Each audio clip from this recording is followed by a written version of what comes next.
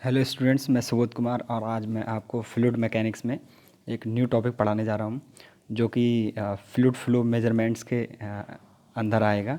ठीक है, तो फ्लूइड फ्लो मेजरमेंट में हम पढ़ेंगे, इसमें आज वेंचुरीमीटर पढ़ेंगे हम। ठीक है, तो सबसे पहले हम देख लें फ्लूइड फ्लो मेजरमेंट है क्या। ठीक है, मीन्स नाम से ही पता चल रहा है फ्लूइड फ्लो मेजरमेंट, कोई फ्लूइड फ्लो कर रहा होगा किसी पाइप से। ठीक है, कोई पाइप होगा उसमें से फ्लूइड फ्लो कर रहा होगा, या फिर कोई ओपन चैनल होगा जैसे कि नाला होता है। ठीक है, उसमें से फ्लूइड फ्लो कर रहा होगा, उसको हम मेज़र करेंगे। ठीक है, तो फ्लूइड फ्लो मेजरमेंट है। ठीक है, फ्लूइड का मेजरमेंट करेंगे हम किसी भी पाइप के थ्रू अगर फ्लूइड फ्लो कर रहा होगा, या फिर किसी ओपन चैनल के थ्रू फ्लूइड अगर फ्लो कर रहा होगा तो। ठीक है, अब जब फ्लूइड फ्लो कर रहा होता है किसी पाइप के थ्रू या फिर किसी ओपन चैनल के थ्रू, तो उसमें जो है हम फ्लूइड को मेज़र करते कैसे हैं। ठीक है, हम बेंचोमीटर की हेल्प से इसको मेज़र कर सकते हैं कि हमारा कितना फ्लूइड फ्लो कर चुका है। ठीक है, उसकी क्वांटिटी को हमें फाइंड आउट करना रहेगा। तो वेंचुरोमीटर एक इक्विपमेंट रहता है जिसकी हेल्प से हम उसको फाइंड आउट कर सकते हैं। ऑरिफिस मीटर एक इक्विपमेंट रहता है, एक डिवाइस होती है जिसकी हेल्प से हम फाइंड आउट कर सकते हैं। और पिटोट ट्यूब होती है, इसकी हेल्प से भी हम फाइंड आउट कर सकते हैं। ठीक है, ये तो हो गया ये venturimeter, orifice meter and pitot tube. ये वाले जो है, ये जो वाली डिवाइस जो है, ये कब यूज़ करते हैं, ये जब यूज़ करते हैं जब हमारे पास जो फ्लूइड का जो फ्लो हो रहा है वो किसी पाइप के थ्रू हो रहा है। ठीक है, अगर फ्लूइड फ्लो कर रहा है किसी ओपन चैनल में, ओपन चैनल मतलब जैसे नाला है। ठीक है, नाले में अगर फ्लूइड फ्लो कर रहा है, नाले टाइप के कोई दो वॉल टाइप की बनी हुई हैं। ठीक है, उसके बीच से अगर फ्लूइड फ्लो कर रहा है, ठीक है, तो उस कंडीशन में हम फ्लूइड का मेज़र कैसे करेंगे, तब उस कंडीशन में करेंगे फ्लूइड का मेज़र नोचेस से एंड वियर्स से। ठीक है, अब नोचेस एंड वियर्स क्या होते हैं। ठीक है, नोट्स क्या होते हैं, जैसे कोई अगर ये कोई ओपन चैनल नाला है तो इसमें एक मेटेलिक एक प्लेट टाइप की रहती है, उसका शेप बी हो सकता है या फिर यू शेप का हो सकता है, उसको लगा दिया जाता है, इसको हम नोच बोलते हैं। ठीक है, तो जैसे कि वी नोच हो गई, कुछ इस शेप की रहती है, यू नोच हो गई, इस टाइप की रहती है, ट्रोपिजोइडल नोचेस होते हैं। ठीक है, तो वो लगा देते हैं, उसके हेल्प से हम कैलकुलेशंस करते हैं उसके द्वारा, फिर हम जो है उसके थ्रू फ्लूइड के फ्लो को मेज़र करते हैं। या फिर वियर होता है। ठीक है, इसके इसके थ्रू हम जो होते हैं फ्लूइड का फ्लो मेज़र करते हैं। जैसे कि वियर का मतलब जैसे कि डैम टाइप का होता है। ठीक है, एक पूरे कंक्रीट का स्ट्रक्चर रहेगा, जैसे कि ये अगर ओपन चैनल है, इससे फ्लूइड फ्लो होते हुए आ रहा है, तो यहाँ पे एक कंक्रीट का स्ट्रक्चर रहेगा पूरे डैम टाइप का। ठीक है, इसके ऊपर से फ्लूइड फ्लो करते हुए जाएगा। तो हम क्या करेंगे, यहाँ पे कैलकुलेशंस वगैरह करेंगे और फिर वहाँ से हम अपना फाइंड आउट करेंगे कि कितना फ्लूइड हमारा जो है यहाँ से फ्लो हो चुका है। ठीक है, तो फाइनली क्या है, फ्लूइड फ्लो मेजरमेंट में हम क्या करते हैं, रेट ऑफ फ्लो को हम फाइंड आउट करते हैं। ठीक है, तो जैसे कि रेट ऑफ फ्लो मैंने बताया था, रेट ऑफ फ्लो क्या होता है, it is defined as the quantity of a fluid flowing per unit time. ठीक है, कि पर यूनिट टाइम में कितना फ्लूइड फ्लो हो जा रहा है। ठीक है, जैसे ये पॉइंट कंसीडर कर रहे हैं, इस पॉइंट से पर यूनिट टाइम में कितना फ्लूइड फ्लो हो जा रहा है, उसकी कितनी क्वांटिटी फ्लूइड की फ्लो हो जा रही है। ठीक है, तो वो उसका क्या होता है, रेट ऑफ फ्लो होता है। ठीक है, अब तो जैसे कि मैंने बताया रेट ऑफ फ्लो क्या होता है, रेट ऑफ फ्लो जैसे कि मैंने आपको प्रीवियस लेक्चर गूगल मीट पे लिया था, उसमें मैंने बताया था थोड़ा सा, आपको वर्नौली क्वेश्चन बताई थी, वहाँ पे मैंने रेट ऑफ फ्लो के बारे में बताया था थोड़ा सा।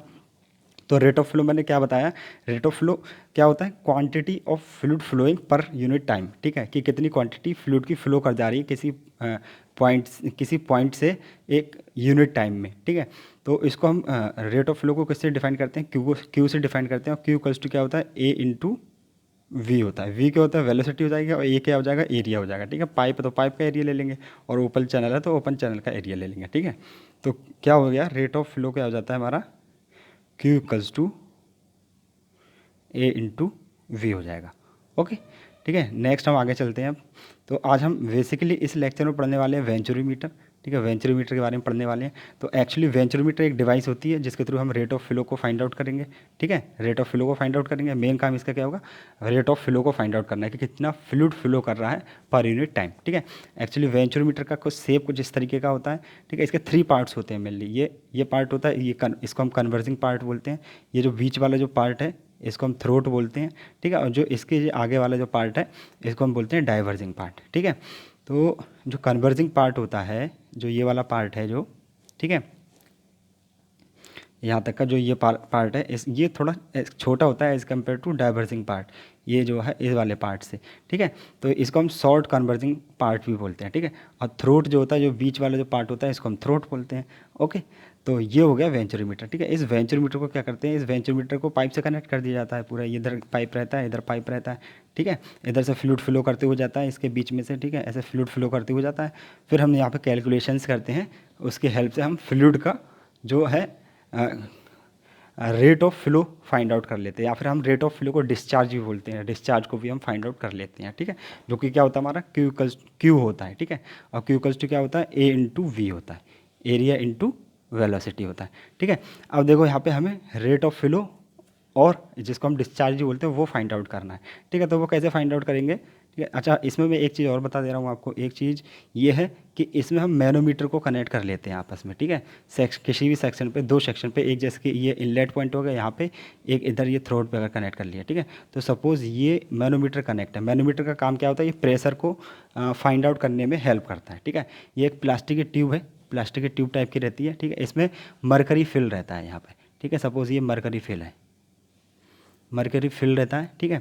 अब इधर से फ्लूइड फ्लो कर रहा है, ठीक है। तो यहाँ से इसके अंदर फ्लूइड जाएगा, जो भी फ्लूइड फ्लो कर रहा है, मान लो वाटर जा रहा है, ठीक है।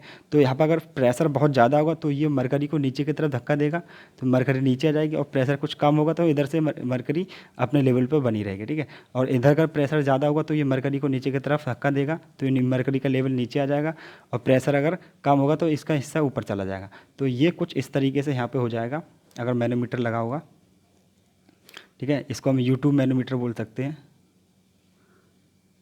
ठीक है, कुछ इस तरीके से।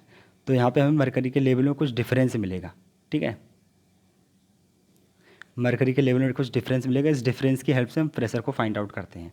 ओके, तो हम आगे चलते हैं। तो क्या है, सबसे पहले ये वेंचुरोमीटर है, वेंचुरोमीटर में हमने दो सेक्शन लिए, एक सेक्शन ये है और एक सेक्शन हमने ये ले लिया है, ठीक है। तो हम इन दोनों सेक्शन पे हम बर्नौली इक्वेशन को अप्लाई करेंगे, ठीक है। तो बर्नौली इक्वेशन क्या थी, बर्नौली इक्वेशन मैंने ये बताई थी, अगर किसी पाइप के थ्रू वाटर अगर फ्लो कर रहा है, ठीक है, जो कि गूगल मीट वाली क्लास में बताया था मैंने, किसी पाइप के थ्रू अगर वाटर फ्लो कर रहा है तो उसमें एवरी पॉइंट पे क्या होता है, जो हमारा टोटल एनर्जी हेड होता है वो कांस्टेंट होता है फॉर आइडियल फ्लूइड, ठीक है।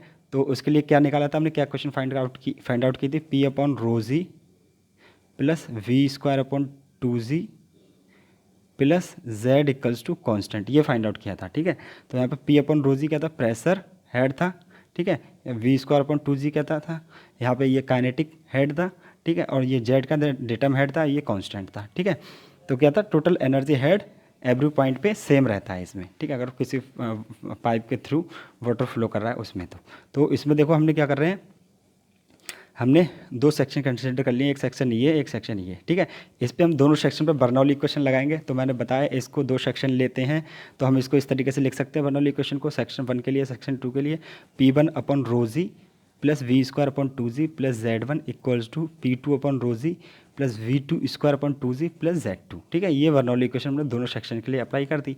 ओके, अब देखो ये पाइप चूँकि हॉरिजॉन्टल है, ठीक है, हॉरिजॉन्टल है। अब देखो डेटम जो है हम ग्राउंड से लेंगे, तो ग्राउंड से अगर डेटम लेंगे तो इन दोनों की हाइट सेम हो जाएगी, जो जेड की वैल्यू बराबर हो जाएगी, ठीक है। तो जेड से जेड कैंसिल हो जाएगा, Z1 से Z2 कैंसिल हो जाएगा, ठीक है। तो अब क्या होगा, Z1 से Z2 कैंसिल हो गया, तो यहाँ पे क्या बचा हमारा, Z हट गया, ठीक है। तो यहाँ पे हमारा बचा P1 अपॉन रो जी, यहाँ बचा B1 स्क्वायर अपॉन टू जी, यहाँ पे बचा P2 अपॉन रो जी, यहाँ बचा plus V2 square upon two g, क्योंकि Z से Z कैंसिल हो चुका है, ठीक है। तो Z हट गया।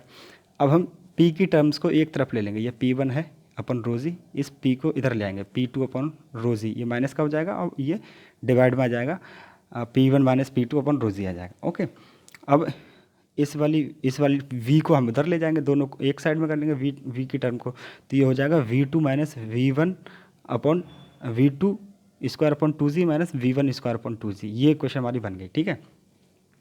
अब यहाँ पे P1 माइनस P2 अपॉन रोजी इक्वल्स टू हमने H लिख लिया, ठीक है। हमने इसको H सिंबल से डिनोट कर दे रहे हैं। ये क्या है, डिफरेंस ऑफ प्रेशर हेड है, क्योंकि ये डिफरेंस ऑफ प्रेशर हेड ये ना एट सेक्शन 1 एंड 2, ठीक है। तो हमने अब क्या किया, अब देखो मैंने आपको स्टार्टिंग में बताया था रेट ऑफ फ्लो क्या होता है, Q इक्वल्स टू AV होता है, ठीक है। अगर Q इक्वल्स टू AV है तो हम इसको ऐसे लिख सकते हैं दो सेक्शन के लिए, A1 V1 equals to A2 V2, ठीक है, ऐसे लिख सकते हैं। तो हमने वही किया, A1 V1 upon A2 V2 लिख लिया है। अब ठीक है, अब हम ऐसा कर क्यों रहे हैं इसमें, क्योंकि हमने बर्नौली इक्वेशन अप्लाई करी है। अब ये वाली इक्वेशन को अप्लाई कर रहे हैं, ठीक है। बर्नौली इक्वेशन से हमारी ये इक्वेशन बन गई। अब ये इसलिए कर रहे हैं हम क्योंकि हमें डिस्चार्ज फाइंड आउट करना है, Q इक्वल्स टू AV, ठीक है। तो क्या करेंगे, हमें एरिया रहेगा, हम v की वैल्यू को फाइंड आउट कर लेंगे, उसको हम यहाँ पे रख देंगे, फिर हमारा q फाइंड आउट हो जाएगा। ठीक है। तो देखो a1 v1 equals to a2 v2 कर लिया हमने दोनों सेक्शन के लिए। तो यहाँ से b1 इक्वल्स टू क्या हो जाएगा, v1 इक्वल्स टू a को हम इधर ले जाएंगे तो a2 upon v2 upon a2 v2 upon a1। Okay, तो यह b1 की वैल्यू आ गई। ओके, तो अब क्या करेंगे, पुट इन इक्वेशन 1, इस वैल्यू को हम इक्वेशन 1 में रख देंगे। ओके, इस वैल्यू को हम इक्वेशन 1 में रख देंगे। अब देखो, अब ये v2 upon 2z minus v1 की जगह हम रख देंगे v1 की value a2 v2 upon a1। ठीक है, अब हमने ये इक्वेशन v2 की टर्म में कन्वर्ट कर ली है। ठीक है, अब यहाँ से v2 square upon 2z common ले लेंगे दोनों में से। ठीक है, तो अंदर क्या बचेगा, यहाँ पे v2 अपॉन 2z कॉमन लेंगे तो यहाँ बन आ जाएगा, और यहाँ पे क्या बचेगा, यहाँ पे a2 square upon a1 square बचेगा। ओके, तो ये हो जाएगा v2 स्क्वायर अपॉन 2z।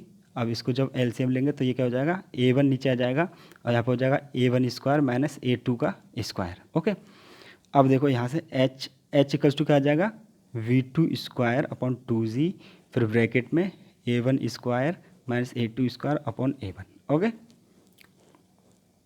अब देखो यहाँ से क्या होगा, v2 को हमने इधर ही रहने दिया है। ठीक है, और 2z की मल्टीप्लाई इधर कर दिया, तो ये क्या आ जाएगा, v2 इक्वल्स टू 2zh, और ये इसको भी हम इधर ले जाएंगे तो ये ऊपर चला जाएगा a1 स्क्वायर, और ये नीचे आ जाएगा, तो ये a1 square upon a1 minus a2 का स्क्वायर आ जाएगा। ठीक है, अब v2 इक्वल्स टू क्या हो जाएगा, v2 इक्वल्स टू क्या जाएगा, जब ये होल स्क्वायर ऊपर वाला इसका इधर ले जाएंगे दूसरी साइड पे, तो इधर रूट लग जाएगा इसके ऊपर, तो ये रूट लग गया है। ओके, अब यहाँ पे क्या आ जाएगा, a1 का स्क्वायर है तो रूट से इसको बाहर लाएंगे तो स्क्वायर हट जाएगा। ठीक है, और रूट के अंदर 2gh रह जाएगा, और नीचे वाले ये क्वांटिटी रह जाएगी a1 square minus a2 square. Okay, अब देखो क्या होता है, q इक्वल्स टू हमारा, हमें देखो v2 की वैल्यू हमें मिल चुकी है, v2 की वैल्यू हमारी ये रही। ठीक है, अब q इक्वल्स टू हम a2 v2 लिख सकते हैं, या फिर a1 v1 भी लिख सकते हैं, मगर हमें यहाँ पे v2 की वैल्यू उन्होंने फाइंड आउट की है v2 के टर्म में, तो इसलिए हम a2 v2 लिख रहे हैं। ठीक है, तो यहाँ पे v2 की वैल्यू को पुट कर देंगे, ये वाली है, ये हमने v2 की वैल्यू फाइंड आउट किया है। तो q इक्वल्स टू क्या हो जाएगा हमारा, q इक्वल्स टू a1 ये वाला, ठीक है, a2 ये वाला, और ये पूरी v2 की वैल्यू पूरी रख दी है ना हमने, तो ये पूरी आ गई रूट के अंदर 2gh अपॉन रूट के अंदर a1 माइनस a2 का स्क्वायर। ओके, तो जो हमें मिल गई क्या, q की वैल्यू मिल गई। ठीक है, रेट ऑफ फ्लो की वैल्यू मिल गई है हमें, या फिर डिस्चार्ज की वैल्यू मिल गई है। ये हमारी कौन सी वैल्यू है, थ्योरेटिकल वैल्यू है, क्योंकि हमने इसको कैलकुलेट किया है, ये थ्योरेटिकल वैल्यू है। एक्चुअल में कुछ डिफरेंस आएगा, एक्चुअल वैल्यू और थ्योरेटिकल वैल्यू में थोड़ा सा डिफरेंस रहता है। तो क्या है ये, this equation gives the discharge under ideal condition. ठीक है, आइडियल कंडीशन जब होंगे तभी उस कंडीशन में डिस्चार्ज देगा, मीन्स ये थ्योरेटिकल वैल्यू देगा। And call the theoretical discharge, actual discharge will be less than the theoretical discharge, क्योंकि थ्योरेटिकली तो हम किसी भी चीज़ की एफिशिएंसी को 100% भी निकाल सकते हैं, मगर एक्चुअल में 100% एफिशिएंसी नहीं होती है। सो वही इसका हिसाब है, थ्योरेटिकल वैल्यू जो होगी वो हमेशा एक्चुअल वैल्यू से ज़्यादा होगी। ओके, तो क्योंकि थ्योरेटिकल में हम क्या कंसिडर करते हैं कि फ्लूइड जो है हमारा आइडियल है, और आइडियल फ्लूइड कौन सा होता है, जिसकी विस्कोसिटी ज़ीरो होती है। मीन्स कोई भी ऐसा फ्लूइड नहीं होता जिसकी विस्कोसिटी ज़ीरो होगी। ठीक है, सभी फ्लूइड की विस्कोसिटी कुछ ना कुछ होती है, तो आइडियल फ्लूइड एक इमेजिनरी फ्लूइड है। तो ठीक है, और रियल फ्लूइड में जब विस्कोसिटी रहती है तो मीन्स वहाँ पे कुछ लॉसेस देखने को मिलती हैं, तो वो एक्चुअल वैल्यू कुछ कम हो जाएगी। इसीलिए हम यहाँ पे कह रहे हैं कि जो एक्चुअल वैल्यू, जो थ्योरेटिकल वैल्यू होती है वो एक्चुअल वैल्यू से ज़्यादा रहती है। ठीक है, अब एक्चुअल वैल्यू के लिए एक फार्मूला होता है, ये आप देख सकते हैं, ये पूरा फार्मूला सेम है, सी डी यहाँ पे एक्स्ट्रा आ गया है। ठीक है, तो सी डी क्या है, सी डी जब ये क्यू एक्चुअल है। ठीक है, ये पूरी टर्म क्या है, a1 a2 इंटू रूट के अंदर 2gh अपॉन, सॉरी फार्मूले को दोबारा से रिपीट करता हूँ मैं, क्यू एक्चुअल इक्वल्स टू क्या है, C D into a1 a2 into root के अंदर 2gh अपॉन रूट के अंदर a1 square minus a2 square. ठीक है, तो ये पूरी टर्म क्या है, ये हमारी पूरी टर्म क्यू थ्योरेटिकल है। तो ठीक है, इस पूरी टर्म को इसके नीचे लेके आएंगे तो क्या हो जाएगा, C D equals to Q actual upon Q theoretical हो जाएगा। ठीक है, और सी डी क्या है, कोफिशिएंट ऑफ वेंचुरीमीटर है, and its value is less than 1। इसकी वैल्यू हमेशा लेस देन 1 होगी। क्यों 1 होगी, क्योंकि हमारी क्यू थ्योरेटिकल की वैल्यू हमेशा ज़्यादा होगी क्यू एक्चुअल से, इसलिए इसकी वैल्यू हमेशा लेस देन 1 रहेगी। ओके, अब देखो जैसे कि हमने यहाँ पे ये वेंचुरीमीटर है हमारा, ठीक है। तो बेंचोमीटर में सेक्शन 2 कंसिडर किया है हमने, ठीक है। तो ये इधर क्या है, डायमीटर हमारा D1 है सेक्शन 1 पे, ठीक है। तो वही है सेक्शन 1 पे जो डायमीटर हमारा D1 है, ठीक है। ये प्रेशर P1 होगा, वेलोसिटी V1 होगी सेक्शन 1 पे, एंड सेक्शन 1 पे जो एरिया होगा वो A1 होगा। तो A1 क्या हो गया, सेक्शन 1 का एरिया है, ठीक है। ऐसे सेक्शन 2 पे ये डायमीटर है D2, प्रेशर है P2, वेलोसिटी है V2 एंड एरिया A2 हो जाएगा, ठीक है। ओके, अब देखो यहाँ पे कुछ कंडीशंस हैं। जो H है हमारा, जो हमारा प्रेशर डिफरेंस है, वो मैनोमीटर में हम प्रेशर डिफरेंस को फाइंड आउट कैसे करेंगे। देखो, value of H given by the differential U2 manometer, ठीक है। H की वैल्यू को हम कैसे फाइंड आउट करेंगे, मैनोमीटर के द्वारा, क्योंकि मैनोमीटर रहेगा, ठीक है, कुछ इस तरीके से। वहाँ पे हमें कुछ डिफरेंस देखने को मिलेगा जिसको हम X बोलेंगे, ठीक है।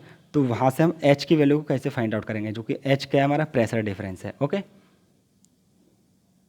देखो, तो इसके लिए क्या है, सबसे पहली कंडीशन है, पहला केस है इसके लिए, let the differential manometer consist a liquid which is heavier than a liquid flowing through the pipe.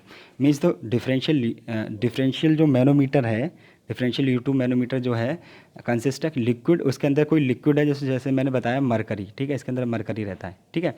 इसके ऊपर से प्रेशर पड़ता है जो दूसरा लिक्विड पाइप में फ्लो करता है उसके द्वारा। अगर ये प्रेशर ज़्यादा रहेगा तो ये नीचे आ जाएगा इसका लेवल, और यहाँ पे अगर कम रहेगा तो ये ऊपर उठ जाएगा इसका लेवल, ठीक है। तो जो लिक्विड जो फ्लो कर रहा है किस में, जो इसमें U2 मैनोमीटर में, डिफरेंशियल मैनोमीटर में, ये हैवी है एज़ कम्पेयर टू जो लिक्विड फ्लो कर रहा है पाइप में, क्योंकि ये पाइप से कनेक्ट है।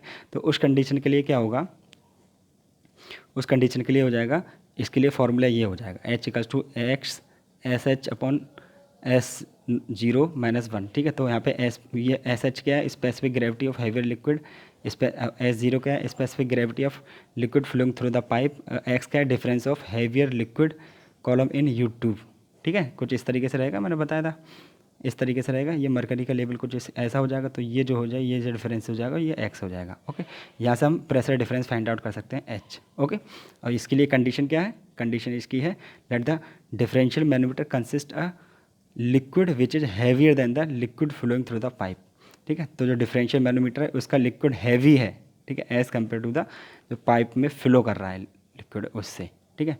अब नेक्स्ट कंडीशन क्या आती है इसके लिए, नेक्स्ट कंडीशन है, if the differential manometer contain a liquid which is lighter than the liquid flow through the pipe, value of H is given as, ठीक है। अगर जो जैसे कि ये पाइप है, ठीक है, इससे कनेक्ट है U2 मैनोमीटर, ये डिफरेंशियल मैनोमीटर, ठीक है।